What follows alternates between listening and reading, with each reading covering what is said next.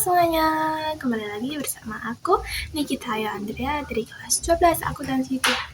Di sini aku akan membuat video reaksi mengenai menjadi pelopor pemilih pemula dalam demokrasi di Indonesia. Apa sih itu pemilih pemula? Pemilih pemula yaitu warga negara yang baru genap berusia 17 tahun dan belum pernah menggunakan hak pilihnya dalam pemilu. Siapa saja pemilih pemula? Yang pertama yaitu warga negara Indonesia yang baru berusia 17 tahun. Yang kedua yaitu purnawirawan TNI atau Polri yang baru pensiun. Dan yang ketiga yaitu pelajar SMA atau sederajat atau mahasiswa tingkat awal. So, tanpa lama-lama, mari kita lihat videonya. Bye-bye! Kurang dari 5 bulan lagi, rakyat Indonesia merayakan pesta demokrasi. Pemilihan umum yang memberikan kesempatan setiap warga negara yang memenuhi syarat untuk menyalurkan hak pilihnya terhadap pemimpin negara dan anggota legislatif yang terbaik. Salah satu hal yang menjadi fokus dari Komisi Pemilihan Umum melalui Panitia Pemungutan Suara atau PPS di tingkat desa adalah dengan menyelenggarakan sosialisasi terhadap pemilih pemula dalam pemilu 2024 mendatang. Seperti halnya yang dilakukan oleh PPS Desa Bukit Raya berkolaborasi dengan PPS Desa Bumi Harapan, PPS Desa Karangjinawi, dan PPS Kelurahan Sepaku yang mengadakan sosialisasi terhadap siswa-siswi SMK Negeri 1 Penajam Pasir Utara pada Rabu 20 September 2023. Pemilih pemula yang terdiri atas pelajar dengan rentang usia 17 hingga 20-an tahun memiliki pengaruh penting dalam pemilu 2024 mendatang.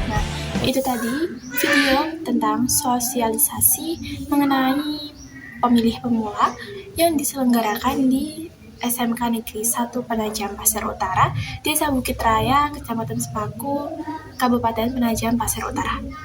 Sosialisasi tersebut dilaksanakan agar pelajar itu tahu bagaimana cara menggunakan hak pilihnya yang benar.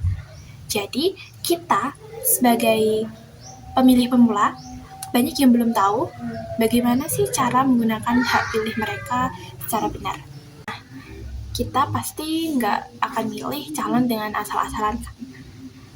Kita bisa menggunakan cara-cara ini supaya kita bisa menentukan mana pilihan calon yang benar.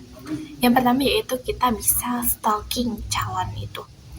Contohnya kita bisa lihat visi misinya, apakah relevan dengan kebijakan sekarang seperti lapangan kerja, biaya pendidikan, dan lain-lain. Selanjutnya yaitu track record atau rekam jejak. Apa yang udah mereka pernah lakuin sebelumnya, apakah mereka pernah punya kasus atau malah punya prestasi yang membanggakan. Yang ketiga yaitu cek media sosial mereka. Apakah mereka itu terbuka dengan publik atau malah nggak nerima kritik sama sekali ke rakyatnya. Untuk pemilu, pasti kita dihadapkan dengan situasi money politik atau politik uang. Nah, kita sebagai pemilih pemula itu harus punya prinsip suara gak bisa dibeli.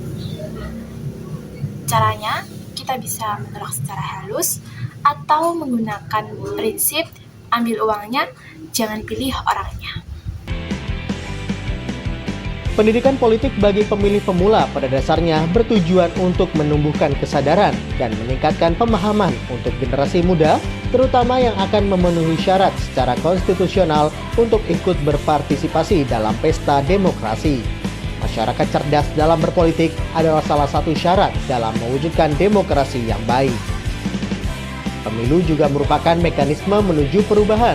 Oleh karena itu, kontribusi nyata yang bisa dilakukan untuk mewujudkan perubahan tersebut adalah dengan berpartisipasi dalam pemilu.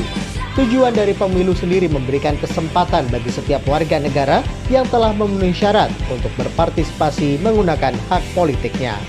Ingat bahwa satu keputusan di dalam bilik suara hanya membutuhkan waktu 5 menit, tetapi dampaknya kita rasakan 5 tahun ke depan.